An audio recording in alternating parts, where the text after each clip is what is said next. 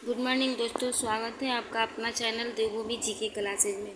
दोस्तों, ये वीडियो अगर आप लोग को पसंद आएगा तो प्लीज़ लाइक शेयर और सब्सक्राइब कीजिएगा। साथ में दोस्तों के साथ शेयर भी कीजिएगा और कमेंट कीजिएगा कि नेक्स्ट वीडियो आप लोगों को किस सब्जेक्ट का मतलब कि कौन सा टॉपिक चाहिए, ताकि मैं उसको आगे बना सकूँ। चलिए शुरू करते हैं दोस्तों। आज हम लोग प्राचीन भारत पढ़ते हैं, क्योंकि बिहार बीपीएससी का एग्ज़ाम भी डेट दे ही दिया है। साथ में बीएसएससी सीजीएल का भी डेट लमसम आने का उम्मीद सितंबर में है ही। देखते हैं, हम लोग शुरू करते हैं। इतिहास का जनक किसे कहा जाता है? तो हेरोडोटस। इतिहास का जनक हेरोडोटस है। इसने हिस्टोरिका नामक पुस्तक लिखी है। कौन सा पुस्तक लिखी है दोस्तों? तो हिस्टोरिका नामक पुस्तक। प्रागैतिहासिक काल, वह काल जिसके लिए कोई लिखित सामग्री उपलब्ध नहीं हो। वह काल जिसके लिए कोई लिखित सामग्री उपलब्ध नहीं हो और जिसमें मानव का जीवन अपेक्षाकृत पूर्णतः सभ्य नहीं था, प्रागैतिहासिक काल कहलाता है। इस काल को 3 भाग में विभाजित किया गया है दोस्तों। कौन कौन सा काल? तो देख लेते हैं इसका। देखिए, एक है पूरा पाषाण काल, एक मध्य पाषाण काल, एक नव पाषाण काल। तो देखिए, पूरा पाषाण काल में किसका? तो आग का आविष्कार हुआ है। पूरा पाषाण काल में आग का आविष्कार हुआ है। नव पाषाण काल बोले तो पहिए का आविष्कार। और मनुष्य ने घर बनाने की प्रवृत्ति नव पाषाण काल में ही सीखी। मनुष्य ने घर बनाने की प्रवृत्ति कब सीखी दोस्तों? तो नव पाषाण काल में। मनुष्य ने सबसे पहले कुत्ते को अपना पालतू पशु बनाया था। कृषि का आविष्कार नव पाषाण काल में ही हुआ था। कृषि का आविष्कार नव पाषाण काल में ही हुआ था। पूरा पाषाण काल में मानव की जीविका का मुख्य आधार क्या था दोस्तों? तो कृषि था। पूरा पाषाण काल में मानव की जीविका का मुख्य आधार शिकार था। मनुष्य ने सबसे पहले तांबा धातु का प्रयोग किया। किसका किया? तो तांबा धातु का प्रयोग मनुष्य सबसे पहले किया था। मनुष्य द्वारा प्रयोग किए जाने वाला प्रथम औजार कौन सा था दोस्तों? तो कुल्हाड़ी था।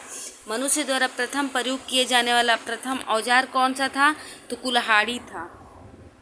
कृषि का प्रथम उदाहरण कहाँ से मिला है? तो मेहरगढ़ से प्राप्त हुआ है। भारतवर्ष शब्द का सर्वप्रथम उल्लेख हाथी गुफा अभिलेख में मिलता है दोस्तों। भारतवर्ष शब्द का सर्वप्रथम उल्लेख कहाँ मिलता है? तो हाथी गुफा अभिलेख में मिलता है। मनुष्य द्वारा बोई गई सबसे पहली फसल कौन थी? तो गेहूँ। पूछेगा कि मनुष्य द्वारा बोई गई सबसे पहली फसल कौन सी थी? तो गेहूँ। जिन सिक्कों पर लेख नहीं है, उन पर जो चिन्ह बने हैं उनका ठीक ठाक ज्ञान नहीं है। ये सिक्के आहत सिक्के कहलाते हैं। आहत सिक्के का मतलब होता है दोस्तों, जो कि पंचमार्क सिक्का आहत सिक्का को ही बोलते हैं। 5 धातुओं से मिलकर बना होता था, इसीलिए इसे आहत सिक्का या पंचमार्क सिक्का बोला गया है। रोमिला थापर के अनुसार लोहे का उपयोग 800 ईस्वी पूर्व हुआ था। रोमिला थापर के अनुसार दोस्तों। अब देखिए, अब आ जाइए वेद। वेद, प्रमुख वेद कितना है दोस्तों? तो 4। तो वेद का शाब्दिक अर्थ क्या होता है? तो ज्ञान या जानना। वेद का शाब्दिक अर्थ होता है ज्ञान। ज्ञान ग्रहण करना वेद कहलाता है। वेदों की संख्या 4 है। ऋग्वेद, यजुर्वेद, सामवेद और अथर्ववेद। कौन कौन सा वेद है? तो ऋग्वेद, यजुर्वेद, सामवेद और अथर्ववेद। ऋग्वेद सबसे प्राचीन वेद है। पूछेगा कि सबसे पुराना वेद कौन सा है दोस्तों? तो ऋग्वेद। इसमें 10 मंडल है और 1028 सूक्त तथा 1462 रचनाएं हैं। 1028 सूक्त, 1462 रचनाएं हैं और 10 मंडल है। सबसे प्राचीन वेद ऋग्वेद है। ऋग्वेद की 5 शाखाएं हैं। ऋग्वेद की कितनी शाखाएं हैं दोस्तों? तो 5 शाखाएं। ऋग्वेद की 5 शाखाएं हैं। देवता सोम का उल्लेख 9वें मंडल में है। ऋग्वेद में 21 नदियों का जिक्र हुआ है दोस्तों। कितना? तो 21 नदियों का। और देवता सोम का उल्लेख 9वें मंडल में है। गायत्री मंत्र जिसकी रचना विश्वामित्र ने की थी, जिसका उल्लेख 3रे मंडल में है। गायत्री मंत्र की रचना किसने की थी? तो विश्वामित्र ने की थी। और इसका उल्लेख कौन सा मंडल में है पूछे? तो 3रे मंडल में। गायत्री मंत्र का उल्लेख ऋग्वेद में है तथा यह सावित्री को समर्पित है। सावित्री सूर्य देवता को ही बोला जाता है दोस्तों, और ये सावित्री को ही समर्पित है। चलिए, ऋग्वेद के 7वें मंडल में राजा सुदास तथा अन्य राजाओं के बीच युद्ध का मतलब जिक्र हुआ है दोस्तों। युद्ध का वर्णन है। इस युद्ध में राजा सुदास की जीत हुई। इस युद्ध में किसका जीत हुआ? तो राजा सुदास का। यह युद्ध पूछे कि कौन सा नदी के तट पर हुआ था? तो परुष्णी नदी पर लड़ा गया था, जो कि परुष्णी नदी को रावी नदी बोला जाता है। यजुर्वेद, यह वेद एवं गद्य दोनों में लिखा गया है। यजुर्वेद किस में? तो वेद एवं गद्य। यह वेद मतलब यजुर्वेद जो था, पद और गद्य दोनों में लिखा गया था और इसको 2 भाग में बांटा गया है। कौन कौन सा? इसको 2 भाग में बांटा गया, तो कृष्ण यजुर्वेद और शुक्ल यजुर्वेद। सामवेद, इस वेद में संगीत की जानकारी मिलती है, इसीलिए इसे भारतीय संगीत का जनक कहा जाता है दोस्तों। सामवेद किसका? तो सामवेद में संगीत की जानकारी मिलता है, इसलिए इसे भारतीय संगीत का जनक कहते हैं। सामवेद में कुल 1549 रचनाएं हैं। कितना है? तो 1549 रचनाएं हैं, जिसे मात्र 78 ही नई है, शेष ऋग्वेद से ली गई है। मतलब कि 1549 रचनाएं में से सारा का सारा मतलब जो रचनाएं है वो सारा ऋग्वेद से लिया गया है, और शेष 78 ही नहीं, शेष ऋग्वेद से ली गई है, और शेष जो बचा मतलब 78 जो है वो सामवेद से लिया गया है दोस्तों। अथर्ववेद यह सबसे अंतिम वेद है। अथर्ववेद सबसे अंतिम वेद है दोस्तों। अथर्ववेद या वेद सबसे बाद में लिखा गया, इसे आधुनिक वेद कहा जाता है। कौन सा? तो आधुनिक वेद। इस वेद में जादू टोना, तंत्र मंत्र, चिकित्सा, विवाह तथा प्रेम का उल्लेख है। अथर्ववेद 2 श्रृंखलाएं हैं। अथर्ववेद का 2 शाखाएं कौन कौन सा? तो पिप्लाद एवं शौनक। अथर्ववेद का 2 शाखाएं कौन कौन सा दोस्तों? तो पिप्लाद एवं शौनक। अथर्ववेद को ब्रह्मवेद भी कहा जाता है, ब्रह्मवेद। अथर्ववेद को कौन सा वेद? ब्रह्मवेद कहा जाता है। इसमें ये बताया गया कि सावा तथा समिति प्रजापति की 2 पुत्रियां थी। इस अथर्ववेद में क्या बताया गया है कि सावा तथा समिति जो थी वो प्रजापति की 2 पुत्रियां हैं। वेदांगों की कुल संख्या 6 है। वेदांगों की संख्या कितना है दोस्तों? तो 6। कौन कौन सा? तो शिक्षा, ज्योतिष, व्याकरण, कल्प, निरुक्त और छंद। ये क्वेश्चन पूछता है दोस्तों। वेदांगों की कुल संख्या कितना है? तो 6। शिक्षा, ज्योतिष, व्याकरण, कल्प, निरुक्त और छंद। अब आइए, पुराणों की कुल संख्या कितना है? तो पुराण 18 है। पुराणों की कुल संख्या 18। पुराणों का रचयिता कौन थे? तो लोमहर्ष हैं। पुराणों में सबसे प्राचीन पुराण पूछे तो मत्स्य पुराण है। वर्तमान उपलब्ध पुराण गुप्त काल के आसपास के हैं। विष्णु पुराण का संबंध कौन सा है? तो मौर्य वंश से। मत्स्य पुराण का सतवाहन वंश तथा वायु पुराण का गुप्त वंश से। वायु तो ऐसे भी गुप्त रहता है, इसलिए वायु पुराण गुप्त वंश से। अर्थशास्त्र के लेखक कौन है? तो चाणक्य है।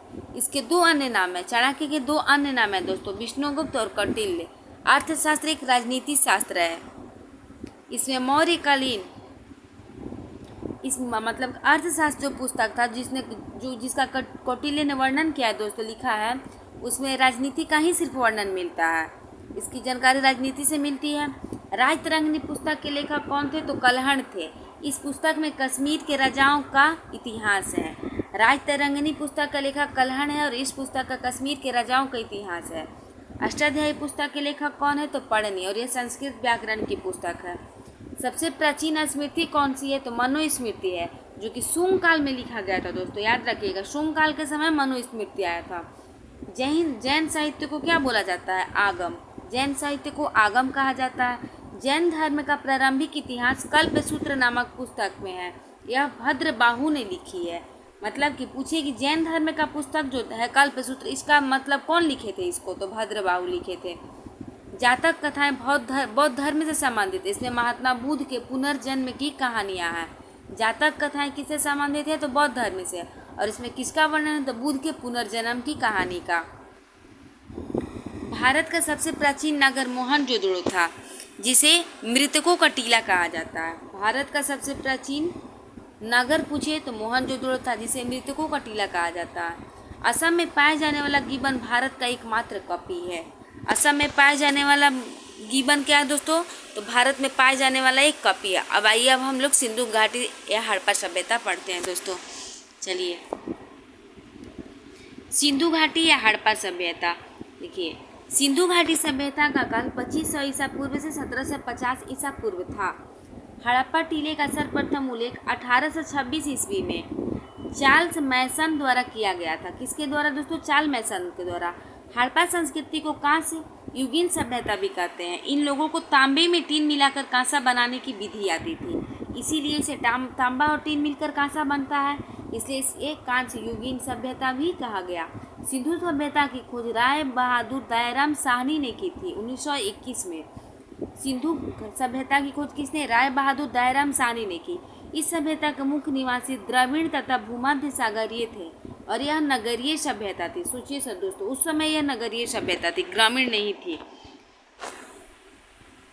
सिंधु सभ्यता का बंदरगाह लोथल चित्रात्मक थे। लोथल पड़ता कहाँ है? तो ये गुजरात में पड़ता है लोथल। सिंधु सभ्यता की लिपि जो थी भावात्मक चित्रात्मक थी और सिंधु सभ्यता का बंदरगाह पूछे तो लोथल है, जो गुजरात में स्थित है। सिंधु सभ्यता में नगर तथा घरों को बनाने के लिए जो पद्धति अपनाई गई थी उसे ग्रिड पद्धति बोला जाता है। सिंधु समाज कैसा था दोस्तों? तो मातृसत्तात्मक था। सिंधु समाज कैसा था? मातृसत्तात्मक था। मोहनजोदड़ो से नर्तकी के कांस्य से उनकी मूर्ति मिली है। मोहनजोदड़ो से नर्तकी के कांस्य की मूर्ति मिली है। ये लोग जो थे दोस्तों, सिंधु सभ्यता के लोग जो थे वो मिठास के लिए शहद का प्रयोग करते थे। सिंधुवासी दशमलव प्राणी पर आधारित बांटों का प्रयोग करते थे, जैसे कि 16, 32, 64, मतलब कि इसी तरह से उनका दशमलव प्रणाली आधारित है बांट के प्रयोग में। दोस्तों, लोथल में मिट्टी से निर्मित घोड़े की प्रतिमा प्राप्त हुई है। यहाँ गाय के साक्ष्य नहीं मिले हैं।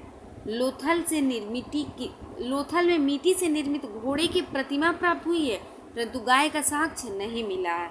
सिंधुवासी बतख को अत्यधिक पवित्र मानते थे। सिंधुवासी जो थे वो पक्षी में बतख को बहुत ज़्यादा पवित्र मानते थे। जुते हुए खेत का साक्ष्य कहाँ से मिला है? तो कालीबंगा से प्राप्त हुआ है।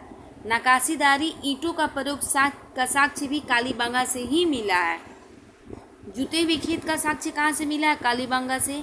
और नक्काशीदारी ईंटों का प्रयोग का साक्ष्य भी कालीबंगा से मिला है। दोस्तों देखिए, सिंधु सभ्यता के प्रमुख स्थल देखिए, चलिए देखते हैं।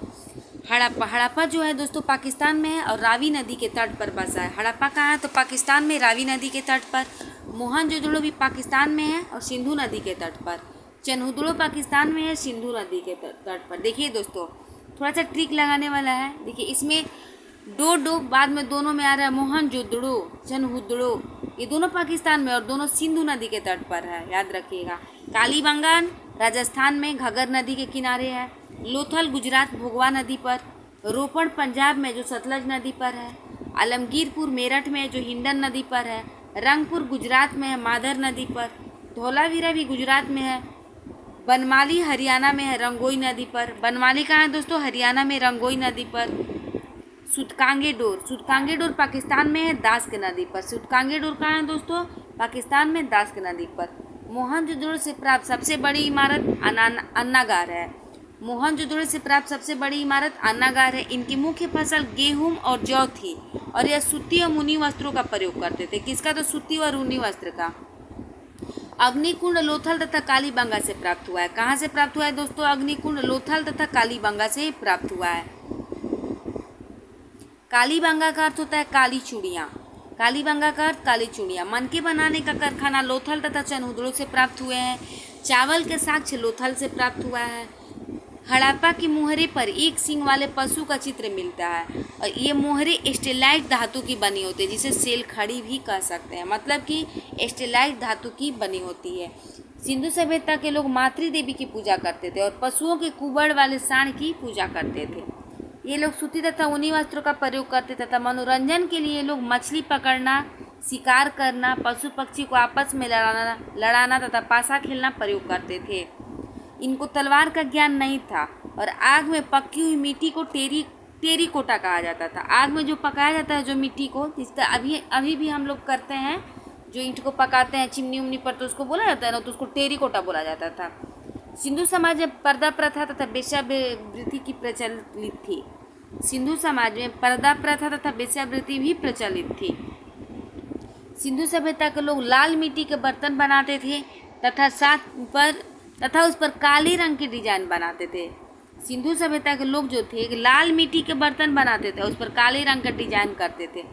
सिंधु घाटी सभ्यता के विनाश का कारण बाढ़ को माना जाता है। सबने अपना अपना तर्क वितर्क दिया है दोस्तों। चलिए आप देखते हैं वैदिक सभ्यता। हम लोग वैदिक काल को दो भागों में विभाजित किया गया है। एक ऋग वैदिक काल जो 1500 से 1000 ईसा पूर्व था। एक था उत्तर वैदिक काल जो 1000 से 600 ईसा पूर्व था दोस्तों। कितना से? तो पहला था 1000 से 600 ईसा पूर्व, दूसरा 1500 से 1000 ईसा पूर्व, और दूसरा था दोस्तों 1000 से 600 ईसा पूर्व। ऋग वैदिक काल को दो भाग में, वैदिक सभ्यता को दो भाग में, ऋग वैदिक काल, उत्तर वैदिक काल। ऋग वैदिक काल पूछे तो 1500 से 1000 ईसा पूर्व और उत्तर वैदिक काल पूछे तो 1000 से 600 ईसा पूर्व। मैक्स मूलर ने बताया आर्य भारत के मध्य एशिया यानी ईरान से आए थे और भारत में सर्वप्रथम पंजाब में, अफगानिस्तान में बसे थे। आर्य द्वारा निर्मित सभ्यता वैदिक सभ्यता थी। आर्य शब्द का अर्थ होता है श्रेष्ठ। आर्य शब्द का अर्थ होता है दोस्तों श्रेष्ठ। आर्यों की भाषा कौन सी थी? तो संस्कृत थी और यह ग्रामीण सभ्यता थी दोस्तों। आर्यों की भाषा जो थी संस्कृत थी, परंतु यह ग्रामीण सभ्यता थी। लेकिन सिंधु सभ्यता पूछेगा तो सिंधु सभ्यता नगरीय सभ्यता थी। प्रशासन की इकाई को 5 भागों में बांटा गया: कुल, ग्राम, 20, जन और राष्ट्र। कुल, ग्राम, 20, जन और राष्ट्र। ग्राम के मुखिया को ग्रामीण कहते थे, 20 का प्रधान बीसपति कहलाता था और जन के शासन को राजन कहते थे। सभा एवं समिति राजा को सलाह देने वाली संस्था थी। स्त्रियां दोनों में भाग लेती थी। सभा और समिति जो थी वो राजा को सलाह देने वाली संस्था थी और स्त्रियां दोनों में भाग ले सकती थी। युद्ध के लिए जो युद्ध होता था दोस्तों, युद्ध के लिए गविष्ठी शब्द का प्रयोग किया जाता था। गविष्ठी शब्द का प्रयोग किया जाता था युद्ध के लिए, पर जिसका अर्थ होता है गायों की खोज। युद्ध के लिए गविष्ठी शब्द का प्रयोग होता है जिसका अर्थ होता है गायों की खोज। बाजपति गोचर भूमि का अधिकारी होता था। उग्र अपराधियों को पकड़ने का कार्य करता था बाजपति। ऋग वैदिक समाज को व्यवसाय के आधार पर देखा जाए तो 4 वर्णों में विभाजित किया गया था। ऋग वैदिक समाज में ब्राह्मण, क्षत्रिय, वैश्य और शूद्र। ऋग वैदिक समाज को व्यवसाय के आधार पर 4 वर्णों में बांटा गया: ब्राह्मण, क्षत्रिय, वैश्य, शूद्र। आर्य का समाज पितृशतात्मक था, लेकिन सिंधु सभ्यता का समाज कैसा था? तो मातृशतात्मक था दोस्तों। छोटी इकाई परिवार या कुल थी जिसका मुखिया पिता होता था और उसे कुलक कहते थे। स्त्रियां इस काल में अपने पति के साथ यज्ञ कार्यों में भाग लेती थी। बाल विवाह तथा पर्दा प्रथा का प्रचलन नहीं था। मतलब कि वैदिक काल में बाल विवाह या पर्दा प्रथा का प्रचलन नहीं था, परंतु सिंधु सभ्यता में पर्दा प्रथा और वेश्यावृत्ति का प्रचलन था। विधवा अपने मृत पति के छोटे भाई से विवाह कर सकती थी। जीवन भर अविवाहित रहने वाली महिलाओं को अमाजू कहा जाता था दोस्तों। आर्यों का प्रिय पेय पदार्थ सोमरस था। यह वनस्पति से बनाया जाता था। उपनिषदों की कुल संख्या 108 है। पुराण पूछे तो 108, पुराण पूछे तो 18, उपनिषद की संख्या पूछे तो 108, वेद का पूछे तो 6, वेद का पूछे तो 4, और वेदांग का पूछे तो 6। एक बार फिर से दोस्तों, उपनिषदों की संख्या पूछे तो 108, पुराणों की संख्या पूछे तो 18, वेद की संख्या पूछे तो 4 और वेदांग की संख्या पूछे तो 6। आर्यों का मुख्य व्यवसाय जो था पशुपालन और कृषि था। तंबाकू का ज्ञान वैदिक काल के लोगों को नहीं था। आर्यों का प्रिय पशु घोड़ा था। आर्यों का प्रिय पशु क्या था? तो घोड़ा। और प्रिय देवता पूछे तो इंद्र। उन्हीं कपड़े को सामूल्य कहते थे। आर्यों द्वारा खोजी गई धातु थी लोहा, जिसे श्याम अयस्क, जिसे क्या बोला जाता था? श्याम अयस्क कहा जाता था। और तांबे को लोहित अयस्क कहा जाता था। गाय की हत्या करने के लिए मृत्युदंड तथा देश से निकाल दिया जाता था। ऋग्वेद में उल्लेखित सभी नदियों में सरस्वती नदी सबसे महत्वपूर्ण तथा पवित्र मानी गई है।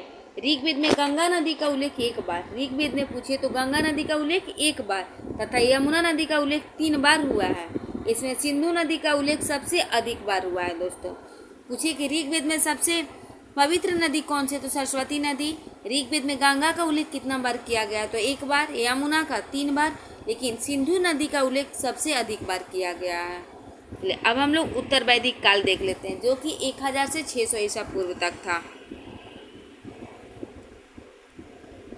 उत्तर वैदिक काल में इंद्र के स्थान पर प्रजापति देवता सबसे प्रिय हो गए।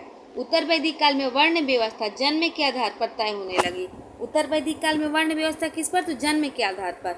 उत्तर वैदिक काल में हल को सीरा तथा हल रेखा को सीता कहते थे। हल को सीरा तथा हल रेखा को सीता। सत्यमेव जयते मुंडको उपनिषद से लिया गया है। उत्तर वैदिक काल में कौशाम्बी नगर में प्रथम बार पक्की ईंटों का प्रयोग किया गया था। कौशाम्बी में महाकाव्य 2 है, महाभारत और रामायण। महाभारत का पुराना नाम जय संहिता। महाभारत विश्व का सबसे बड़ा महाकाव्य है। महाभारत विश्व का सबसे बड़ा महाकाव्य है। गोत्र नामक संस्था जन्म भी उत्तर वैदिक काल में हुआ है। गोत्र नामक संस्था का जन्म भी उत्तर वैदिक काल में हुआ है। कि प्रमुख दर्शन एवं उनके प्रवर्तक, चलिए देखते हैं। दर्शन, योग दर्शन के कौन थे प्रवर्तक? पतंजलि। योग दर्शन पतंजलि। न्याय दर्शन के गौतम ऋषि। चरवाक दर्शन का चरवाक, सांख्य दर्शन का कपिल मुनि, पूर्व मीमांसा का जैमिनी राय, उत्तर मीमांसा का बद्रायण, वैशेषिक दर्शन का कर्णादया उल्लूक। चलिए अब हम लोग देखते हैं दोस्तों जैन धर्म। जैन धर्म के संस्थापक तथा प्रथम तीर्थकर ऋषभ देव थे। पूछिएगा कि जैन धर्म के संस्थापक कौन थे दोस्तों, तो ऋषभ देव थे। जैन धर्म के 23वें तीर्थक पार्श्वनाथ थे, जो काशी के राजा अश्वसेन के पुत्र थे। काशी के राजा अश्वसेन के पुत्र 23वें तीर्थंकर पार्श्वनाथ थे। महावीर स्वामी जैन धर्म के 24वें तथा अंतिम तीर्थंकर थे। महावीर स्वामी का जन्म 540 ईसा पूर्व में कुंडग्राम वैशाली में हुआ था दोस्तों। इनके पिता का नाम क्या था, तो सिद्धार्थ था, जो ज्ञात्री कुल के सरदार थे। और इनके माता का नाम था त्रिशला देवी। वह लिच्छवी राजा चेटक की बहन थी। लिच्छवी राजा चेटक की बहन थी। महावीर स्वामी की पत्नी का नाम यशोदा तथा पुत्री का नाम प्रियदर्शनी था। महावीर स्वामी के बचपन का नाम वर्धमान था दोस्तों। महावीर स्वामी ने 30 वर्ष की आयु में माता पिता की मृत्यु के पश्चात अपने बड़े भाई नंदीवर्धन से अनुमति लेकर संन्यास जीवन को स्वीकार किया था। 12 वर्ष की कठिन तपस्या के पश्चात जुम्भी ग्राम, कहाँ दोस्तों, तो जुम्भी ग्राम में ऋजुपालिका नदी के तट पर साल वृक्ष के नीचे इनको ज्ञान की प्राप्ति हुई। इसी समय इनका नाम महावीर पड़ा। इन्होंने अपना उपदेश किस भाषा में दिया था, तो प्राकृत बोलिए या अर्धमगधी भाषा में। महावीर के अनुयायी को निग्रंथ कहा जाता है, निग्रंथ। महावीर के प्रथम अनुयायी उनके दामाद जामिल थे। प्रथम जैन भिक्षुणी कौन थी दोस्तों, तो चंपा थी। महावीर ने अपने शिष्यों को 11 गणधरों में विभाजित किया था। जैन धर्म का सबसे बड़ा केंद्र चंपानगरी था। जैन धर्म के त्रिरत्न, जैन धर्म के 3 त्रिरत्न है, इसीलिए त्रिरत्न बोला गया, समयक दर्शन, समयक ज्ञान और समयक आचरण। कौन कौन सा दोस्तों, समयक दर्शन, समयक ज्ञान और समयक आचरण। जैन धर्म में ईश्वर की मान्यता नहीं है, इसमें आत्मा की मान्यता है। जैन धर्म में क्या है दोस्तों, ईश्वर की मान्यता नहीं है, आत्मा पर जोर दिया गया है। महावीर स्वामी पुनर्जन्म और कर्मवाद में विश्वास रखते थे। मतलब कि महावीर स्वामी जो थे वो पुनर्जन्म में और कर्मवाद में विश्वास करते थे। जैन धर्म में पूर्ण ज्ञान को कैवल्य कहा गया है। जैन धर्म में पूर्ण ज्ञान को क्या कहा गया है, तो कैवल्य। जैन धर्म का सबसे महत्वपूर्ण सिद्धांत क्या था दोस्तों, तो अहिंसा। 72 वर्ष की आयु में महावीर स्वामी की मृत्यु 468 ईसा पूर्व में पावापुरी गुजरात में राजगीर में हो गई। पावापुरी राजगीर में 72 वर्ष। जैन तीर्थंकरों की जीवनी कल्प सूत्र नामक पुस्तक में है, जो कि भद्रबाहु द्वारा लिखी गई है। जैन मठों को बस्ती कहा जाता है। जैन का मठ जो होता है दोस्तों, जिसमें जैन साधु रहते हैं, उसको बस्ती कहा जाता था। मर्योत्तर युग में मथुरा जैन धर्म का प्रसिद्ध केंद्र था। मर्योत्तर युग में मथुरा जो था दोस्तों, जैन धर्म का प्रसिद्ध केंद्र था। खजुराहो मध्य प्रदेश में जैन मंदिर का निर्माण चंदेल शासकों ने कराया था। खजुराहो मध्य प्रदेश में जैन मंदिर का निर्माण किसने करवाया था, तो चंदेल शासकों ने। जैन धर्म को मानने वाले राजा कौन कौन थे दोस्तों, तो उदयन थे, बंद राजा थे, चंद्रगुप्त मौर्य थे, खारवेल थे, अमोघवर्ष थे और चंदेल शासक थे। जैन धर्म ने अपने आध्यात्मिक विचारों को सांख्य दर्शन से प्राप्त किया था। प्रथम जैन संगति पूछे तो 300 ईस्वी पूर्व पाटलिपुत्र में हुई थी, जिसकी अध्यक्षता स्थूलभद्र ने की थी। द्वितीय जैन संगति 6ठी शताब्दी में बलवी गुजरात में हुई, इसका अध्यक्षता क्षमा श्रवण के द्वारा किया गया। जैन धर्म 2 भागों में बटा हुआ था। पहला भाग था श्वेतांबर, जो सफ़ेद वस्त्र पहनते थे। दूसरा था दिगंबर, जो कि नग्न रहना पसंद करते थे। श्वेतांबर स्थूलभद्र के शिष्य थे तथा दिगंबर भद्रबाहु के। देखिए दोस्तों, यहाँ पर भी थोड़ा सा ट्रिक लगा सकते हैं आप लोग। श्वेतांबर स से शुरू हो रहा है, स्थूलभद्र ये भी स से शुरू हो रहा है, इसलिए पूछेगा श्वेतांबर मतलब किसके शिष्य थे, स्थूलभद्र के, तथा दिगंबर किसके शिष्य थे, तो भद्रबाहु के। अब चलिए हम लोग बौद्ध धर्म देखते हैं। बौद्ध धर्म के संस्थापक गौतम बुद्ध थे। इन्हें एशिया की ज्योति यानी लाइट ऑफ एशिया कहा जाता है। ये अरविंद अर्नाल्ड की पुस्तक में इन्हें लाइट ऑफ एशिया कहा गया है। इनका जन्म 563 ईस्वी पूर्व में कपिलवस्तु के लुम्बिनी नामक स्थान पर हुई है। लुम्बिनी कहाँ है दोस्तों? तो नेपाल में। इनके पिता का नाम सुधोधन था, जो शाक्य गण के मुखिया थे। इनकी माता जो थी माया देवी की मृत्यु इनके जन्म के 7वें दिन हो गई। इनका पालन पोषण प्रजापति गौतमी ने किया था, जो कि इनकी मौसी थी। गौतम बुद्ध के बचपन का नाम क्या था? तो सिद्धार्थ। इनका विवाह 16 वर्ष की अवस्था में यशोधरा के साथ हुआ था। इनके पुत्र के नाम क्या था दोस्तों? तो राहुल। जब ये कपिलवस्तु की सैर पर निकले तो इन्होंने 4 चीज़ देखा दोस्तों। ये चारों क्या क्या था? इन्होंने बूढ़ा व्यक्ति देखा, बीमार व्यक्ति देखा, एक शव देखा, सन्यासी को देखा, जिससे उनका मन विचलित हो गया। सिद्धार्थ ने संसार की समस्याओं से परेशान होकर 29 वर्ष की आयु में घर त्याग दिया, जिसे बौद्ध धर्म में महाभिनिष्क्रमण कहा जाता है। 7 वर्ष तक विज्ञान की खोज में इधर उधर भटकते रहे। भटकने के बाद सर्वप्रथम वैशाली के समीप अलार कलाम तथा उदक रामपुत्र नामक 2 गुरुओं से शिक्षा ली। अलार कलाम सांख्य दर्शन के अनुयायी थे। 6 वर्ष की कठिन तपस्या के पश्चात उनको वैशाख पूर्णिमा के रात निरंजना यानी फाल्गु नदी के किनारे पीपल के वृक्ष के नीचे ज्ञान की प्राप्ति हुई। उन्होंने अपना प्रथम उपदेश सारनाथ में दिया था, जिसे बौद्ध ग्रंथ में धर्म चक्र प्रवर्तन नाम से जाना गया। महात्मा बुद्ध तपस एवं कल्पिक नामक 2 शूद्रों को बौद्ध धर्म का सर्वप्रथम अनुयायी बनाया था। पूछिएगा दोस्तों कि महात्मा बुद्ध ने सर्वप्रथम किन 2 शूद्रों को बौद्ध धर्म बनाया था? बौद्ध धर्म से मतलब अनुयायी बनाया था, तो तपस और कल्पिक को। बुद्ध ने सर्वाधिक उपदेश श्रावस्ती में दिया था। बौद्ध धर्म के सबसे ज़्यादा प्रचार कौशल राज्य में हुआ था। बुद्ध के 5 प्रिय शिष्य थे। कौन कौन थे? तो अनंद, उपाली, सारिपुत्र तथा मोदगल्यायन। बुद्ध के प्रसिद्ध अनुयायी शासक बिंबिसार, प्रसेनजित तथा उदयन थे। बुद्ध अपना प्रचार करते हुए मल्लों की राजधानी पावा पहुंचे, जहां वे लुहार की आम्र वाटिका में ठहरे। उसने बुद्ध को खाने में कुछ दे दिया, जिससे उन्हें रक्त अतिसार हो गया और भयानक पीड़ा उत्पन्न हुई। फिर वे कुशीनगर पहुंचे, वहां 483 में 80 वर्ष की अवस्था में इन्होंने शरीर त्याग दिया। इसे बौद्ध ग्रंथों में महापरिनिर्वाण कहा गया है। बौद्ध धर्म के त्रिरत्न हैं बुद्ध, धम्म तथा संघ। बौद्ध धर्म का त्रिरत्न क्या है दोस्तों? तो बुद्ध, धम्म तथा संघ। बौद्ध भिक्षुओं के निवास को विहार तथा पूजा स्थल को चैत्य कहा जाता है।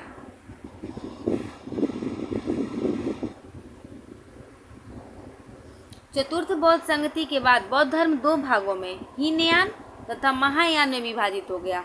महात्मा बुद्ध के ज्ञान प्राप्त करने को बौद्ध धर्म में संबोधि कहा जाता है।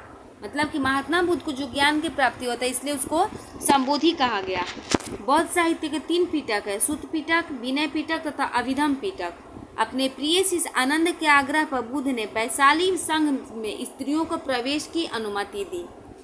आजीवक संप्रदाय के संस्थापक कौन थे? मखलीपुत्र गोसाल। यह संप्रदाय बुद्ध के समकालीन था। बौद्ध धर्म की पवित्र दिशा दक्षिण थी। बौद्ध धर्म की पवित्र दिशा कौन सी थी दोस्तों? तो दक्षिण थी। बौद्ध धर्म का प्रचार प्रसार पाली भाषा में हुआ था। बौद्ध धर्म का प्रचार प्रसार जो था वो किस भाषा में? तो पाली भाषा में। बौद्ध ग्रंथ में संस्कृत का प्रयोग अभिधम्म पिटक से प्रारंभ होता है। बौद्ध धर्म के अनुसार इच्छा सब कष्टों का कारण है। निर्वाण बौद्ध धर्म का परम लक्ष्य है, जिसका अर्थ है दीपक का बुझ जाना, अर्थात जीवन मरण चक्र से मुक्त हो जाना। बुद्ध अनात्मावादी थे, पर पुनर्जन्म में विश्वास करते थे। कालांतर में महायान संप्रदाय 2 भागों में बंट गया, शून्यवाद माध्यमिका और विज्ञानवाद योगाचार्य। शून्यवाद के प्रवर्तक कौन थे दोस्तों? तो नागार्जुन थे। विज्ञानवाद के प्रवर्तक कौन थे? तो मैत्रेयनाथ। शून्यवाद के प्रवर्तक नागार्जुन थे और विज्ञानवाद के प्रवर्तक कौन थे? मैत्रेयनाथ। महात्मा बुद्ध ने सर्वप्रथम उरुवेला में तपस्या की। सुत्त पिटक को प्रारंभिक बौद्ध का धर्म का इंसाइक्लोपीडिया कहा जाता है। सुत्त पिटक को प्रारंभिक बौद्ध धर्म का इंसाइक्लोपीडिया कहा जाता है। बुद्ध के पूर्व जन्म की कथाएं, जातक कथाएं जो थी उस मतलब कि सुत्त पिटक में वर्णित है। तिब्बत में बौद्ध धर्म का प्रचार करने वाले बौद्ध भिक्षु पद्म संभव थे। नालंदा तथा विक्रमशिला विश्वविद्यालय बौद्ध शिक्षा के प्रधान केंद्र था। बुद्ध ने मध्यम मार्ग यानी कि मध्यम प्रतिपदा का उपदेश दिया था। बुद्ध पावा से कुशीनगर चले गए और यहीं पर सुभक्ष को अपना अंतिम उपदेश दिया था। बुद्ध पावा से कहाँ चले गए दोस्तों? कुशीनगर चले गए और यहीं पर सुभक्ष को अपना अंतिम उपदेश दिया था। सुभक्ष को अशोक मिनांडर, कनिष्क, हर्षवर्धन ने बौद्ध धर्म के प्रसार में विशिष्ट योगदान दिया था। बिहार एवं बंगाल के पाल शासकों ने बौद्ध धर्म के प्रचार प्रसार में अद्वितीय योगदान दिया था। बुद्ध के पंचशील सिद्धांत का वर्णन छंदोग्य उपनिषद में मिलता है। चलिए अब बौद्ध संगीतियाँ देख लेते हैं। देखिए, प्रथम बौद्ध संगीति जब हुआ था 483 ईस्वी में। यह स्थान क्या था? तो राजगीर। अध्यक्ष कौन थे? महाकश्यप। शासनकाल अजात शत्रु के समय। द्वितीय बौद्ध संगीति जो हुआ था 383 ईसा पूर्व, वैशाली में हुआ था। इसके अध्यक्ष कौन थे? तो साबाकामी। और शासनकाल किस राजा के समय होता? तो कालाशोक के समय। तृतीय बौद्ध संगीति 255 ईसा पूर्व में हुआ था, पाटलिपुत्र में हुआ था। अध्यक्ष कौन थे? मोगलीपुत्र थे। शासनकाल किसका था? अशोक का। चतुर्थ बौद्ध संगीति प्रथम शताब्दी में हुआ था, जो कि कुंडलवन कश्मीर में हुआ था। इसकी अध्यक्षता किसने की थी? वसुमित्र ने। शासनकाल किसका था दोस्तों? तो कनिष्क का। चलिए दोस्तों, आज हम लोग इसका बौद्ध धर्म तक कंप्लीट किए। थोड़ा सा बचा हुआ है, कल शैव धर्म से शुरू किया जाएगा। अगर वीडियो पसंद आएगा तो प्लीज़ लाइक, शेयर और सब्सक्राइब कीजिएगा। साथ में दोस्तों को भी शेयर कीजिएगा। थैंक यू दोस्तों।